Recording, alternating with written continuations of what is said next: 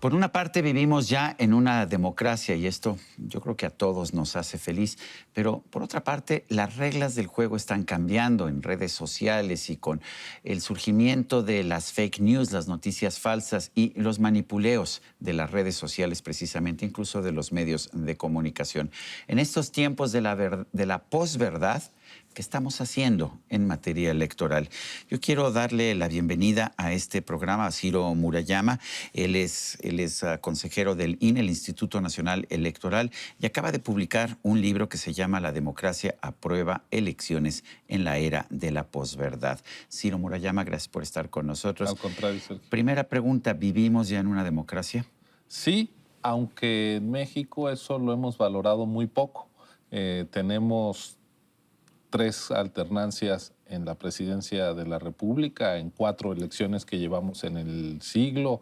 Hay clara división de poderes entre el judicial, el legislativo y el ejecutivo. La ha habido como nunca en la historia de México en los últimos años. Tenemos múltiples gobernadores surgidos de distintos partidos. ¿Qué decir de las presidencias municipales? No hay un solo cargo de elección o de representación popular en México que no se deba al sufragio libre de la gente. Eso se dice fácil, pero es una excentricidad en la historia de la República. En los 2 siglos que llevamos como nación independiente, apenas hemos hilvanado las últimas 2 décadas con elecciones libres y auténticas. Pero como han sido años donde la economía no ha crecido, donde el empleo no ha mejorado, donde la inseguridad se ha deteriorado. La gente se siente decepcionada, Totalmente. pero piensa que el problema es de la democracia.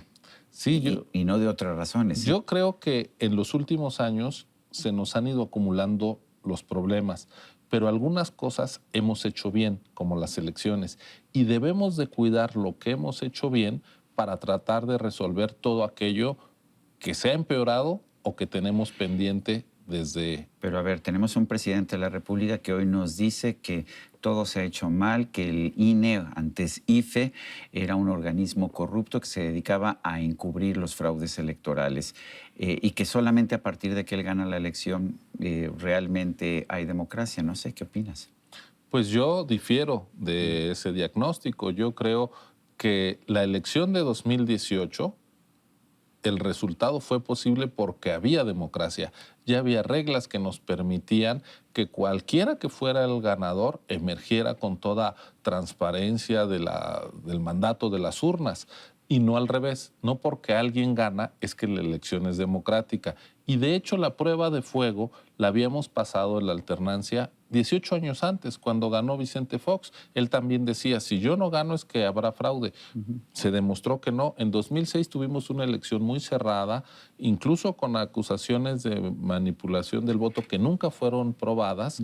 2012 de nuevo una alternancia y 2018 la tercera. Es decir, a mí me parece que el trabajo que hacen los ciudadanos recibiendo los votos de sus vecinos, contando los sufragios, llenando las actas, y todo eso es público, pues demuestra que México está muy lejos de aquella jornada de 1988, donde ahí sí se cayó el sistema, nunca vimos la totalidad de las actas, los partidos de oposición no tenían acceso a los medios de comunicación en condiciones de equidad, etcétera, etcétera.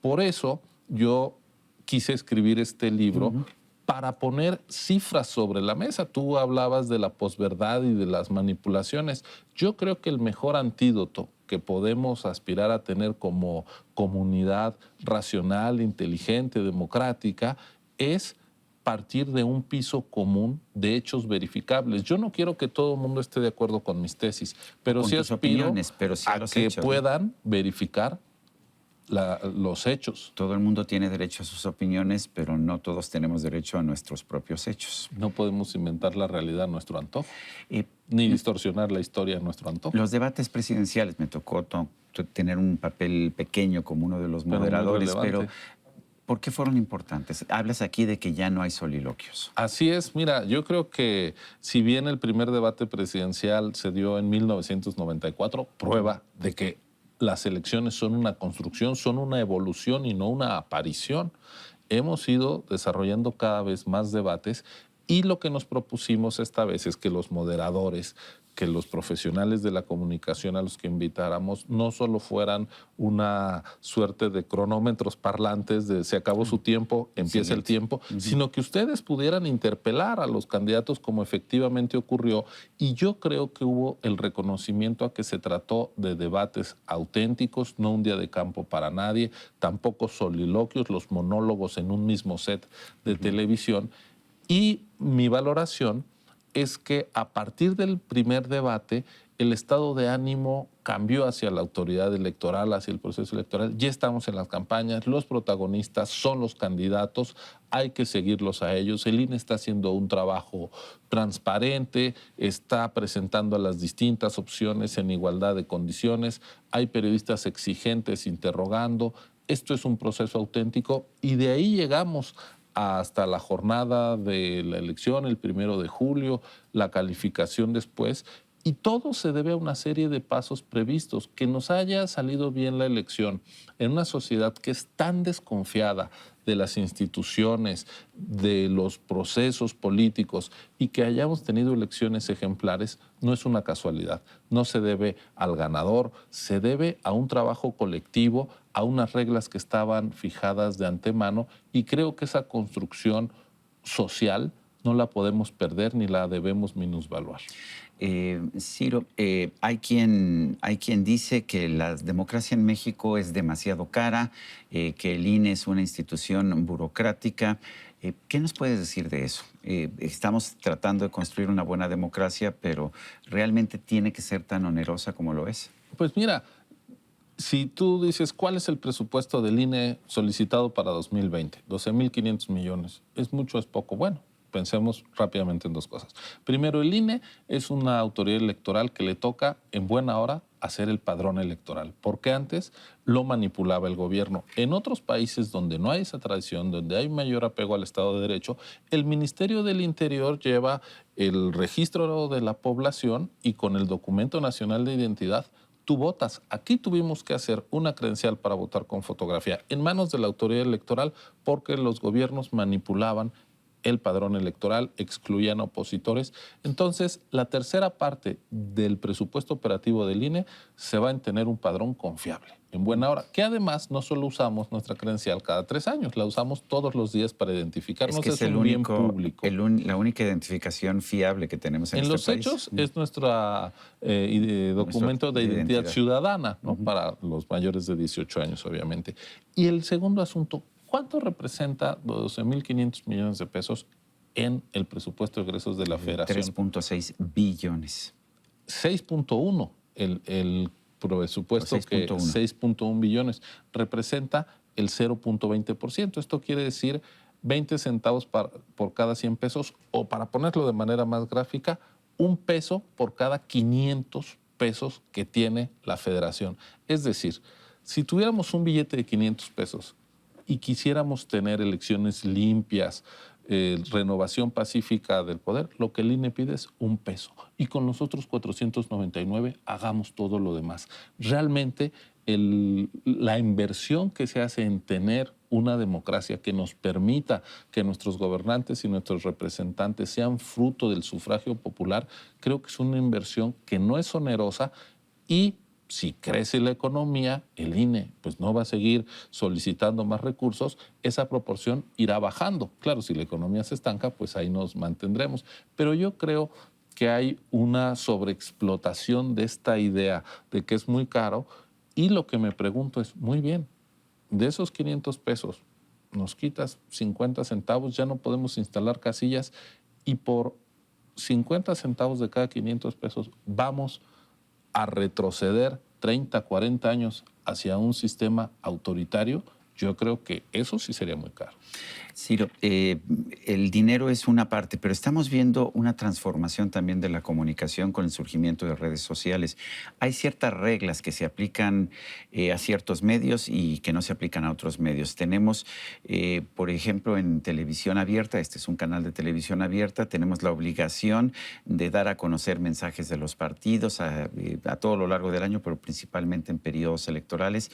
Los canales de nuestra competencia, la televisión de paga, que ahora pues compiten abiertamente con la televisión abierta, no tienen eso. Tenemos nosotros ciertas restricciones, los partidos tienen ciertas restricciones en todo lo que tiene que ver con televisión abierta, y sin embargo no hay estas restricciones en redes sociales. ¿Se puede mantener un sistema así con estas discrepancias? Bueno, yo creo que la diferencia es que las redes sociales, por ejemplo, no son concesiones del Estado mexicano. Yo tengo la impresión de que el modelo de despotización, esto que tú refieres, no nos está dando buenos resultados en términos de comunicación política. Yo preferiría que ese tiempo que se hace obligatorio efectivamente para los concesionarios pudiera ser usado de una manera mucho más productiva para las audiencias, para el ciudadano, ni siquiera a través de los mensajes. debates, por ejemplo. Se vuelve esto ruido Mercadotecnia. Pero es que ya ni siquiera convence a nadie. Así es. Y entonces yo creo que poder pensar en espacios de debate, de análisis, sería más interesante. Y las redes sociales, en efecto, yo creo que son uno de los grandes retos de nuestro tiempo. No estoy hablando solo de México. Podemos ver cómo, pues, ahora mismo hay profundas discusiones en Estados Unidos acerca de hasta dónde la manipulación a través de las redes sociales pudo beneficiar a uno u otro candidato. Eso nos tiene que llevar a construir un nuevo tipo de educación, una, alfabetización digital para no irnos detrás de noticias falsas.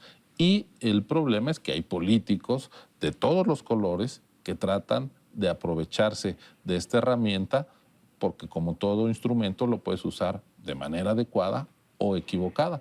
Y ese es uno de los retos que enfrenta esta democracia y todas las democracias contemporáneas. ¿Cuál es el mensaje principal de La Democracia Aprueba elecciones en la era de la posverdad? Quiere reconocer lo que hemos hecho bien, documentar cómo fue posible hacer bien las elecciones en México, en una sociedad herida, convulsa, enojada, y al mismo tiempo alertar de lo que podemos perder. Las democracias han muerto a lo largo de la historia en muy distintos países del planeta. Nosotros, como decía hace un rato, apenas hemos llegado a la democracia hace 20 años. Pueden ser muchos en términos de la vida de una persona, pero en términos de la vida de la sociedad son muy pocos años, y vemos ciertos rasgos autoritarios de desprecio a las conquistas, pluralidad en los medios de comunicación, en la crítica al poder, desprecio a los equilibrios entre poderes, al federalismo, al papel del Poder Judicial, de los organismos autónomos. Todo ello son mensajes que están atentando contra las bases de lo que permite que una comunidad tan compleja, una sociedad tan grande como la mexicana, conviva políticamente en paz. No que todos estemos de acuerdo, sino que nuestras diferencias puedan ser ventiladas y procesadas pacíficamente. Esa es la gran conquista democrática, y es algo que yo creo, como generaciones después de que somos herederos de la democratización, no podríamos perder en el camino. Ciro Murayama, gracias por invitarnos a leer La Democracia Aprueba, elecciones en la era de la posverdad. Es un trabajo, es una edición de Ediciones Cal y Arena. Gracias por estar con nosotros. Al contrario, Sergio, gracias a ti. Y a usted, amigo televidente, que hace posible este programa, yo se lo agradezco también. Esto es todo por hoy, pero no se le olvide. Nos vemos la próxima.